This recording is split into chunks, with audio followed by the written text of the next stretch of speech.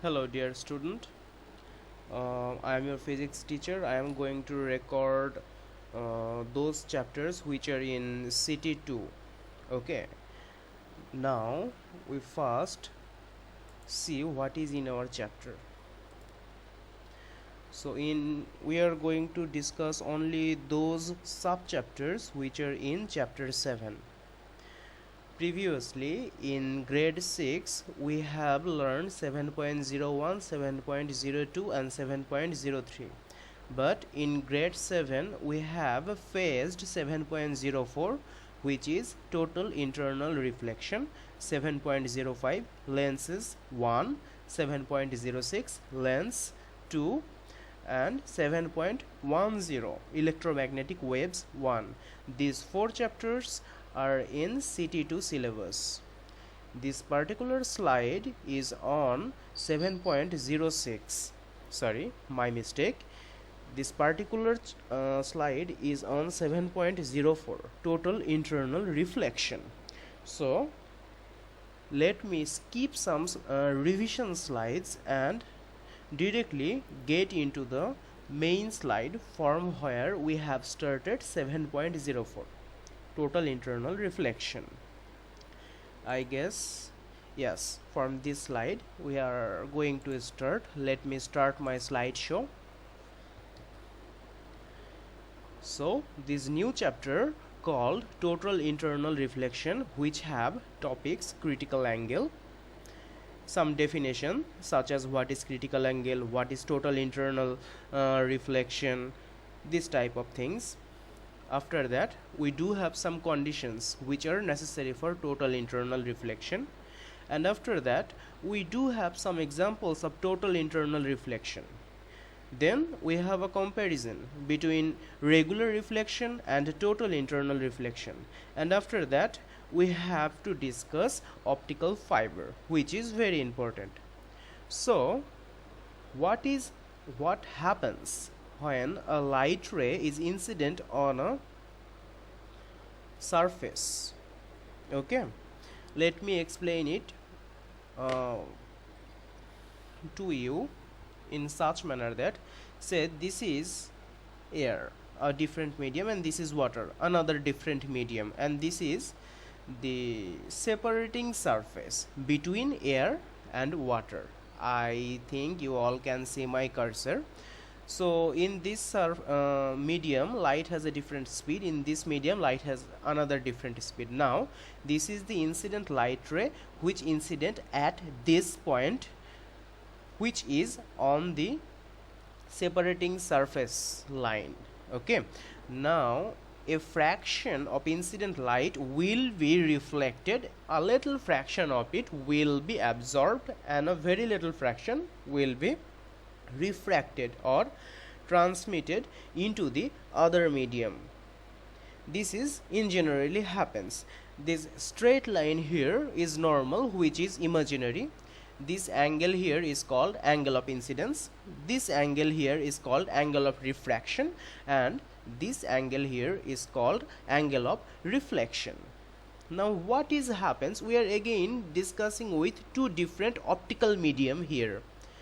The first medium is air, which is above water, and clearly the other medium here is water. Now this is the boundary line. Okay, what is happening here when a light ray is coming from air to water?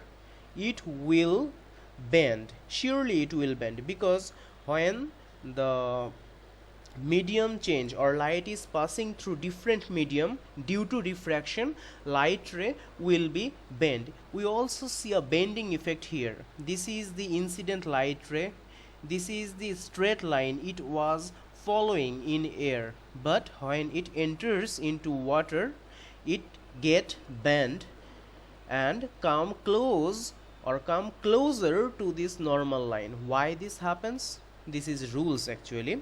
Air is a faster medium and water is a slower medium. When light travels from faster medium to slower medium,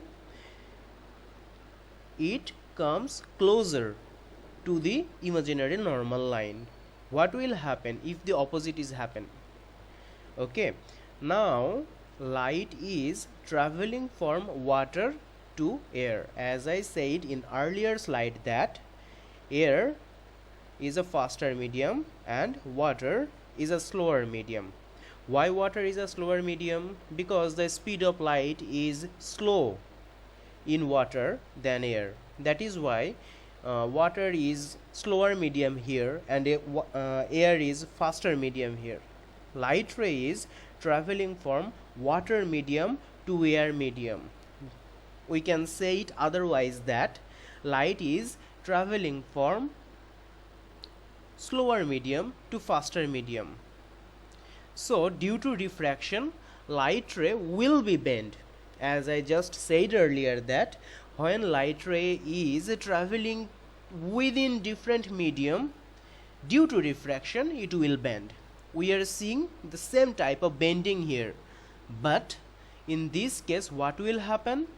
This case the transmitted light or the refracted light ray will the refracted light will spread apart from the normal line. Okay, so we are going to discuss critical angle here. In this particular slide, this side is a slower medium. Here it is written here, the slower medium, and this side is a faster medium. Okay, this is that imaginary normal line. Okay, this is incident light ray. This is the angle of incidence which is increasing. You can see it increasing at a very particular value. What is happening? No light ray is being refracted, rather it is following the boundary line. Just see now, see, as it is increasing, the light ray is following the boundary line. When it is following or the boundary line, or for that particular value of this angle of incidence for which the refracted ray follow this boundary line, is called the critical angle. See, this is critical angle. I have few upcoming slides which are just on this critical angle. So if you are still not clear here, no tension, I am going to discuss these things more elaborately. Just wait.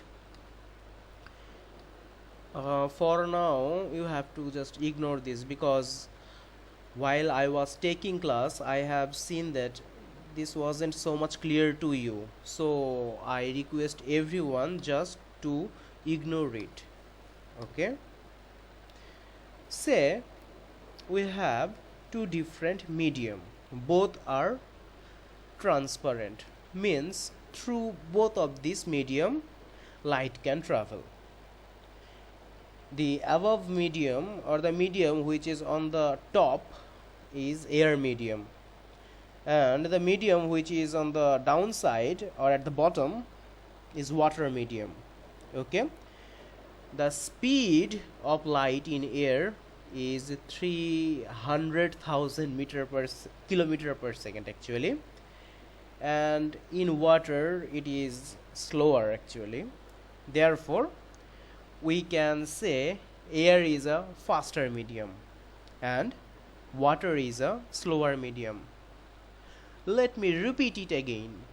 We do have two different types of medium here, air and water, and the line here is the boundary line in between them. Okay, air is a faster medium and water is a slower medium. Why air is called the faster medium here? Because light has a faster speed in air than water. That is why air is called faster medium and water is called slower medium. Okay, the line, this line I'm talking about, this line is called the boundary line in between air and water.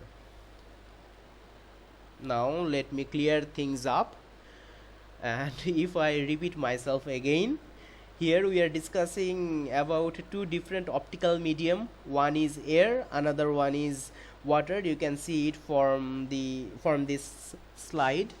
and this line represents the boundary line which is in between air and water. Here air is the faster medium and water is the slower medium.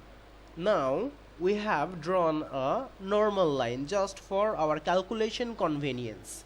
This is totally imaginary, doesn't exist in our real life. We just have drawn it for our convenience so that we can understand things more easily. Now let us think a torchlight, a little torchlight here which is underwater. A light ray is traveling upward. You can see this red arrowed line here, which is originating from this small torchlight and propagating upward. Okay, it reaches this particular point. What will happen after reaching here? What will happen? It will we enter into the second medium, the air medium in our case. But first let me discuss the angle. This angle, which is currently 20 degree, is called the angle of incidence. This ray here is called incident ray because this ray is coming from this small torchlight or flashlight and propagating in the upward direction and just incident here.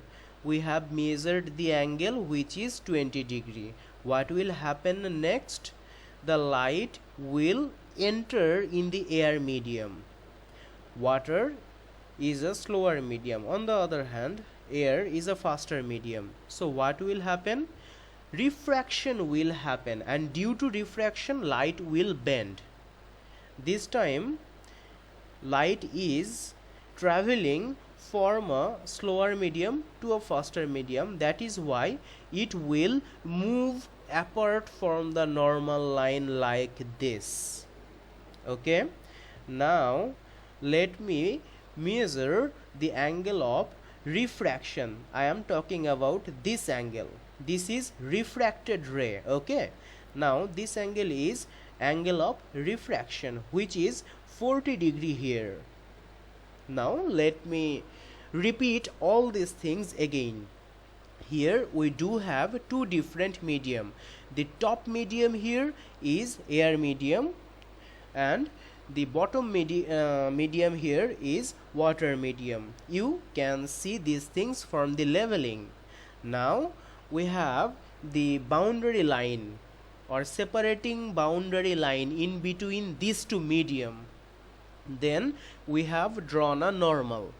After drawing this imaginary normal, we have a searchlight or flashlight or torchlight which we lit up, which we kept underwater, and when we turn that torchlight on, what will happen? Incident light will originate or produce, and it will follow this path and incident at this point, and it will later enters into the air medium. When it enters into air medium, what will happen? Refraction will happen, and due to this type of refraction, this light ray will move apart from this normal line because light is traveling from slower medium to faster medium. Now we have measured the angle of incidence, which is the angle between the incident ray and the normal, and we have measured the angle of refraction. Angle of refraction means this angle. This angle is the angle between this normal line and this refracted ray. As I said earlier that now this is the from the leveling you can see that this is the incident ray, this is the refracted ray, and this is the angle of incidence, and this is the angle of refraction. Everything is now leveled, medium, normal, separated, boundary line, angle of refraction, angle of incidence, everything is now being leveled. So now what we have just done, see in this slide, the angle of incidence is 20 degree. We have thought what will happen if we increase this angle. We just increase the angle of incidence from 20 degree to 30 degree. Okay, here you can see the angle of incidence is 20 degree, and here we just have changed it to, or increase it to 30 degree. In this slide you can see that the angle of refraction is 40 degree, and in this slide you can notice that the angle of incidence also change, the angle of refraction also change, and it becomes 50 degree. So our common conclusion here, if we increase the angle of incidence, the angle of refraction will also increase. What happen if we continue this increase? Now we will increase the angle of incidence from 30 degree to 40 degree, and we see the angle of refraction also increases from 50 degree to 60 degree. And at a very particular value of angle of incidence, what will happen? The refracted ray follows the boundary line between air and water. Okay, now the angle of refraction becomes 90 degree. Angle of refraction means the angle between refracted ray and normal line. You can see this is the refracted ray which is currently following this boundary line, and this is the angle between this normal and refracted ray, which is 90 degree. For a very particular value, this critical situation happens. Let me clear things again. Here we are discussing about two different medium, air medium and water medium. Air is a faster medium, water is a slower medium. Okay, we have a separating line or a boundary in between air and water, which is this line actually. Then we have drawn an imaginary normal here. We take a flashlight or torchlight underwater and turn that on. What will happen then? And ray will incident at this point and refracted to this point. We started to increase the angle of incidence, and what we have observed, with the increase of angle of incidence, the angle of refraction also increases. At a very particular value of this angle of incidence, what will happen? The refracted ray follows this boundary line, making the angle of refraction 90 degree. This critical situation happens due to this particular value of angle of incidence, the 55 degree value in this case. That 55 degree here is called critical angle. Okay, it is called the critical angle. Due to this angle, what is happening? Due to this critical angle, the refracted light follows the boundary line between air and water. Light was traveling from water to air. That means from slower medium to faster medium. We started increasing the angle of incidence, and at a very particular value of that incident angle, the refracted ray passes along the boundary line between those two medium. Okay, this critical situation happens due to this particular value of angle of incidence. This particular value of angle of incidence is now called critical angle. This is the definition of critical angle. Here is another definition of critical angle. All slides are provided inside my classroom, so you can see these definitions from there. Now, what have we done? Just see here. We just have achieved the critical angle, which is 55 degree. In spite of that, we increase our angle of incidence. Okay, critical angle was 55 degree, and now our angle of incidence, you can see, is 60 degree. Now what is happening? A very special situation occurs here. Okay, we cannot see any light ray in this medium. That means no refraction is happening here. Rather, this boundary line, okay, or this separating surface is acting as a mirror, and this incoming ray is internally reflected by this boundary line.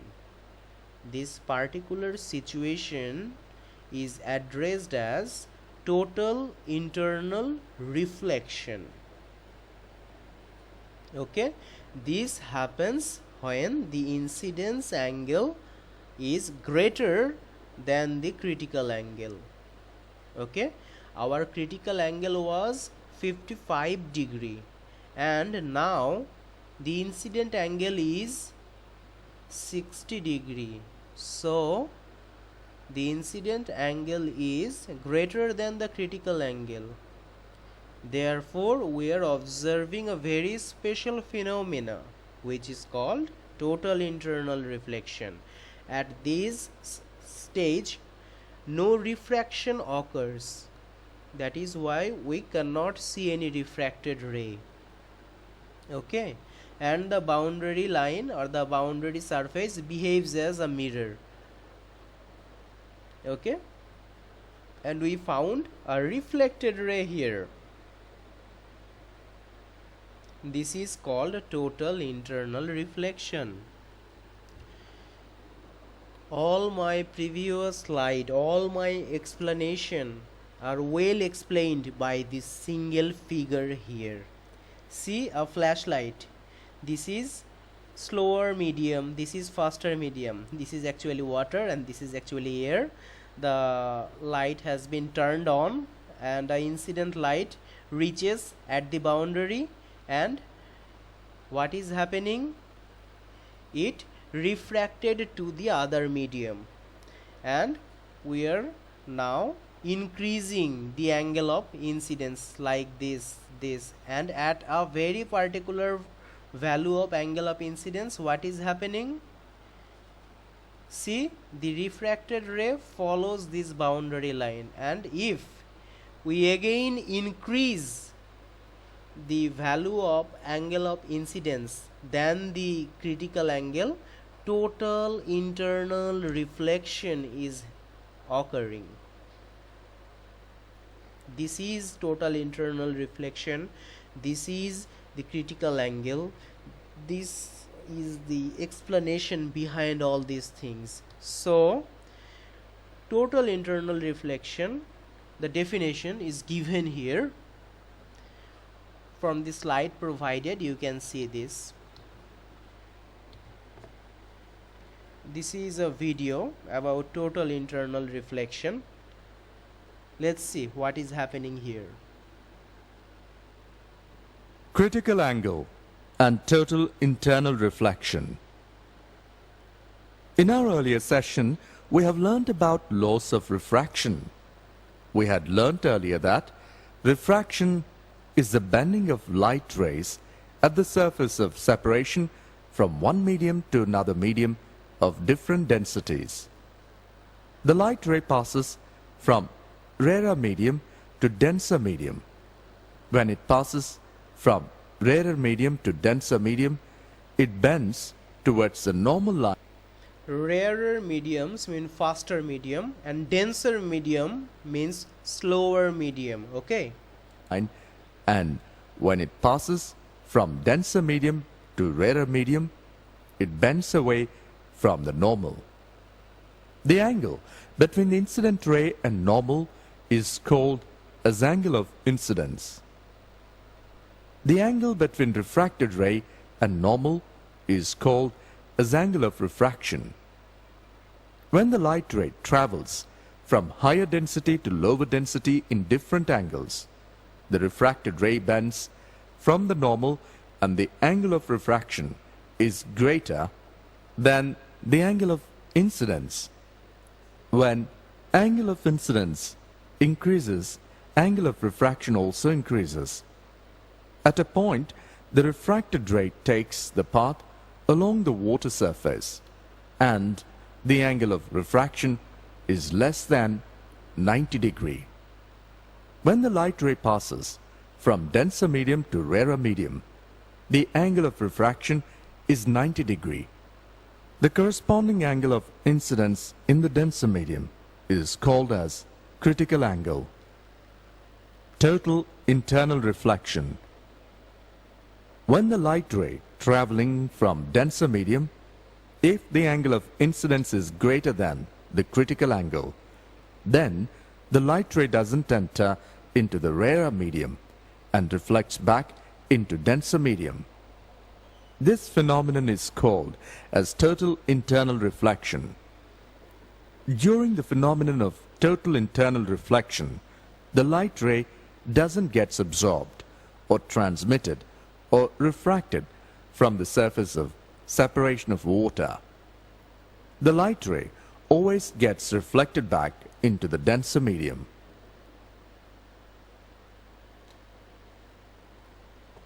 I think that is all in this video. Here is another video. In this experiment, we will find the critical angle of a semicircular perspex block.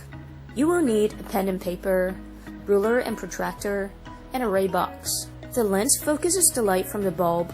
The single slit aperture produces a narrow beam. The blanking plates prevent light from leaking from the sides. Plug the ray box into a power source. Set it aside. In the middle of the page, trace around the perspex block. In the middle of this straight boundary, mark out a line that is 90 degrees to the boundary. This is known as the normal. To find the critical angle of the block, we must look at the ray from the denser medium to the less dense medium. In this case, we should observe the path going through the perspex, going through into the air. When the angle of incidence is smaller than the critical angle, the light is refracted into the air. When the angle of incidence is exactly equal to the critical angle, it travels along the boundary. But the moment that it becomes larger than the critical angle, the light is fully reflected. We call this total internal reflection. So to find the critical angle, we want the point just before total internal reflection. Mark a point on the incident ray, remove the block, join the cross up with the normal. The angle between the incident ray and the normal is the critical angle. Measure it using the protractor. So I've worked out the critical angle of my perspex prism is 43 degrees. Here's an extension to this experiment. Find the refractive index of perspex using this equation. Well, you don't need that equation part. I guess here is another video about total internal reflection.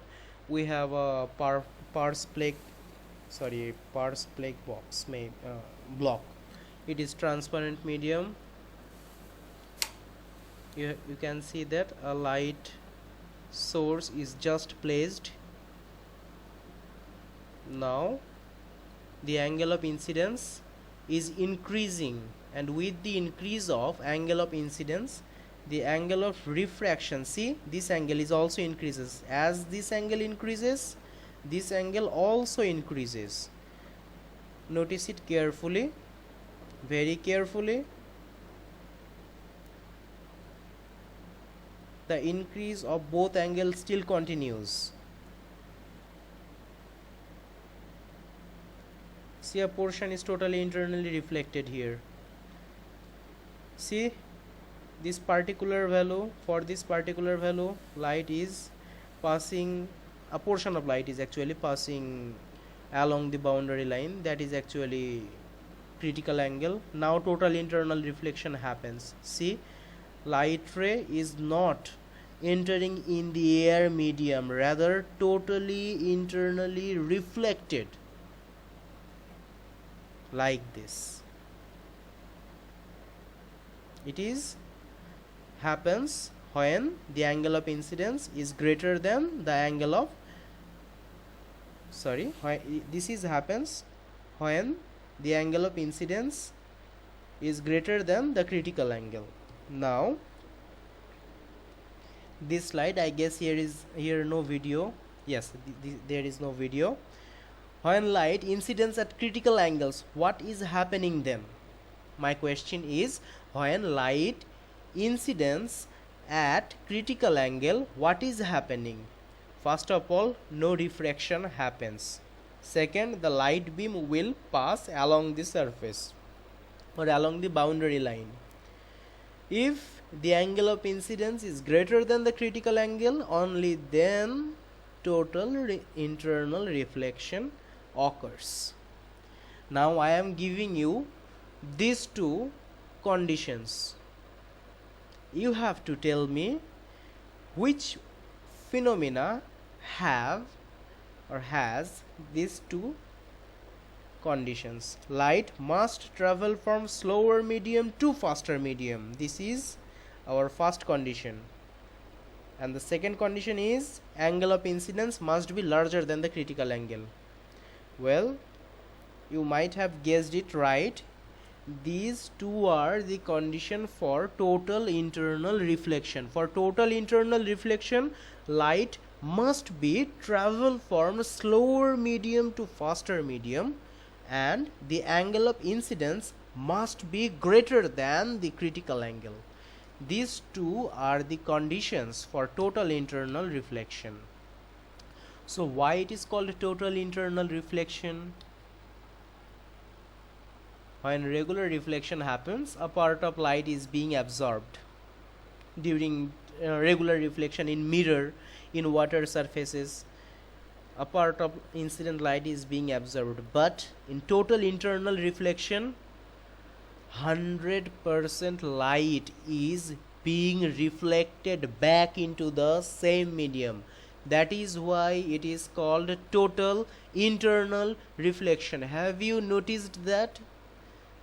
The reflection here is happening internally. Okay, that is why the middle term internal placed.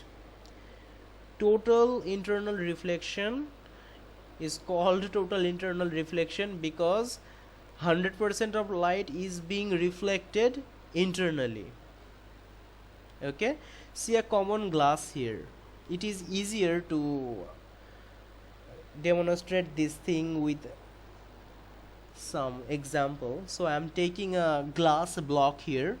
You can see light beams are incident here. A part of it is being absorbed, a part of it is being reflected, and a part of it is being refracted or transmitted through this glass. But when we are dealing with total internal reflection, see, 100% of light is being reflected. No absorption, no transmission, just reflection. That is why it is called a total internal reflection.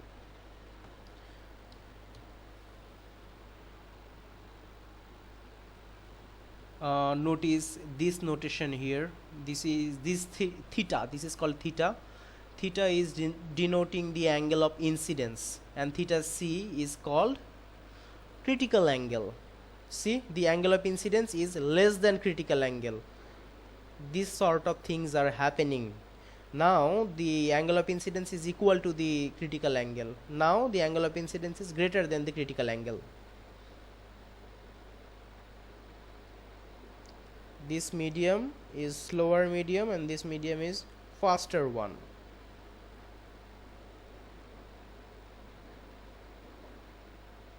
this is all for this slide. Devices based on total internal reflection. Now we have to discuss about some devices which are based on the principle of total internal reflection. In your book there are 3 different devices, optical devices actually. Those are periscope, rear reflector of Kerr, and optical fiber. This is a periscope. We are going to discuss about periscope in this particular slide.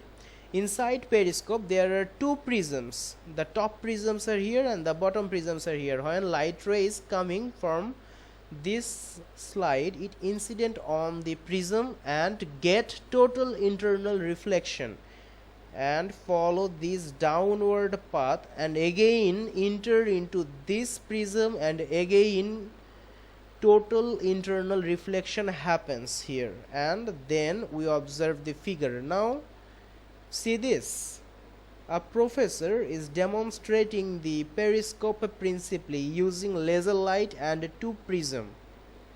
See how cool it is.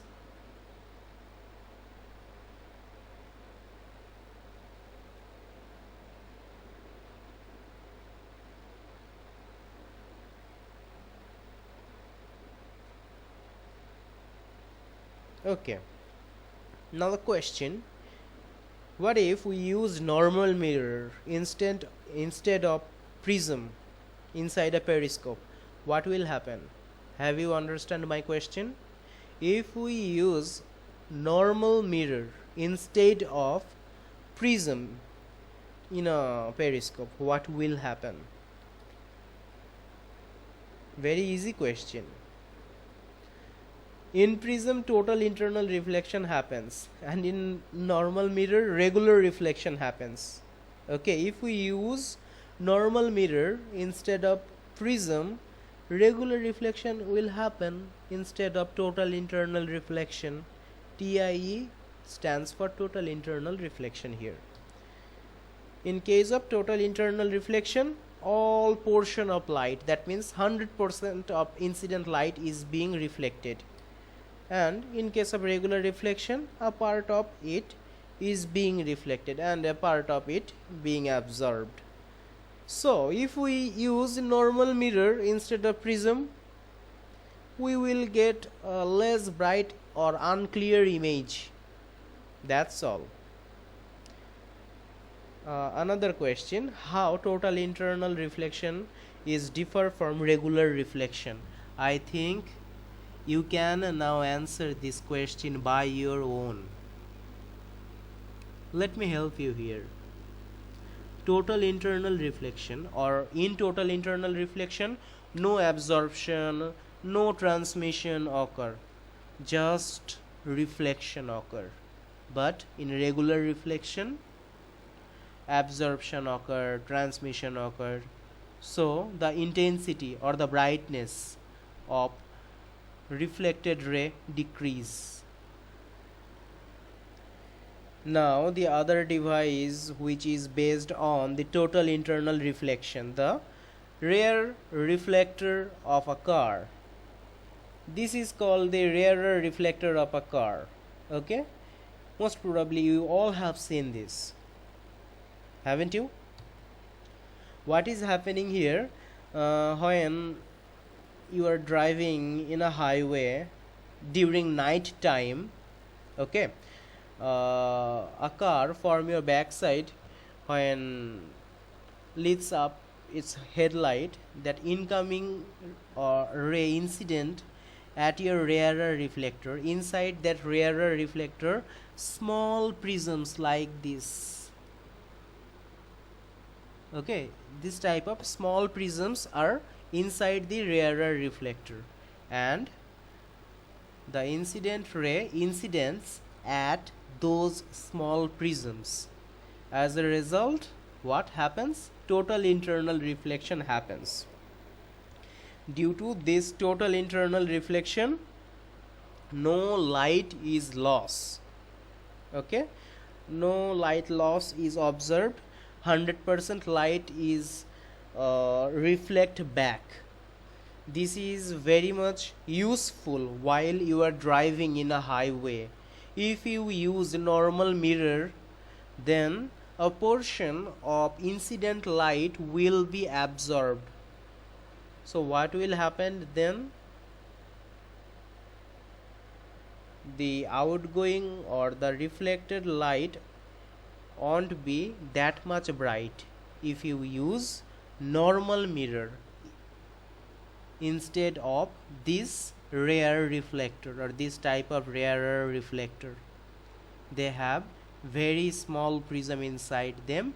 Those prisms are making total internal reflection possible. That is why we can see whether a car is ahead of us in dark. Okay,